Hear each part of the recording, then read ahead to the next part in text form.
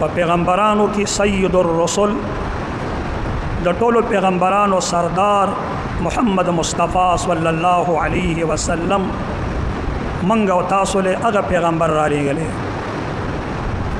د دې پیغمبرانو راتګ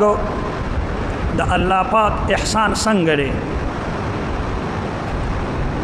نو هغه داسې دی چې انسانان په خپل عقل باندې دی باندې نه پوهېږي چې الله په کم کار خوشحالیږي او الله په کم کار خفه کېږي دا انسان په عقل نشي معلومولی او نه انسان په عقل دا معلومولی شي چې زه کم کار وکړم نو زه به جنت ته لاړ شم او زه کم کار وکړم نو زه به په هغې دوزخ له لاړ شم انسان دا نه پیژني انسان دا په عقل نشي معلومولی د انسانانو ته چې کله پیغمبران الله راولېږله دا پیغمبران د انسانانو د الله په منځ کې یوه واسطه شوه د دغه پیغمبرانو په واسطو د انسانانو ته دا پته ولګېده چې دا شیز الله فرض کړی دی الله په دې کار خوشحالیږي او الله په دې کار خفه کېږي الله پیغمبرانو ته وویل پیغمبرانو انسانانو امتیانو ته وویل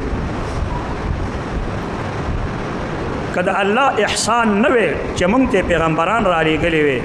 نو موږ په خپل عقل باندې شرع د خدای رضا نه پېژندله نو خدای مکه موږ نه به هغه کافران جوړ وي لکه دا نور کافران چې په ځمکې په سر باندې چې موږ ته خپل نفس ویلې نو موږ به هغه کولې په کوم ګن کې به د دنیا مبتلا وي او قرآن کریم کې الله پاک د خپل پیغمبر در علیګلو د احسان بیانم الله کوي عرب وی لقد من الله علی المؤمنین اذ بعث فیهم رسولا الله ډېر لویه مهرباني وکړله من احسان ته وی الله در باندې ډېر لوی احسان وکړو چې تاسو کې خدای پیغمبر در ولېږه دې در باندې ډېر لویه مهرباني وکړه د عیسی علیه السلام اسمان ته ختلی و نبی کریم علیه السلام راغلی لا نه و سپینیم سوه شپږ سوه کاله زمانه وه دې زمانې ته دور جاهلي وی انسانانو چې په دې شپږ سوه کاله کې څه کړي دي نو که هغه دې په منبر بیان کړل نو چا به وجلې چې دا خبرې د منبر د کولو دي چې تا وکړه داسې کارونه انسانانو کول دغه شپږ سوه کلیز زمانې ته دور جاهلي وی جاهلي دور کې داسې کېدل خدای پاک چې پیغمبر راولېږه دور جاهلي ختمولو د دغه پیغمبر سره د انسانانو مینه په مسلمان د دغه پیغمبر سره مینه فرض ده چې دی به ورسره مینه کوي دا الله فرض کړې ده په مسلمانانو باندې ځکه څوک چې در سره احسان کوي او ستا په وجه احسان وي نو د محسن سره مینه لازمي څوک چې در سره احسانات کوي نو هغه سره ستا مینه لازمي ده چې ته به ورسره محبت ساتي لیکن دا مینه د پښتنو مینه نه ده موږ او تاسو وایو چې څومره موږ پښتانه یو موږ وایو زموږ خو الله سره ډېره مینه ده او موږ وایو زموږ خو د خدای د پیغمبر سره ډېره مینه ده خو ګوره موږ یو کارم د پیغمبر په طریقه نه کوو د پیغمبر په طریقه ژوند نه تېرو څنګه مو سره مینه ده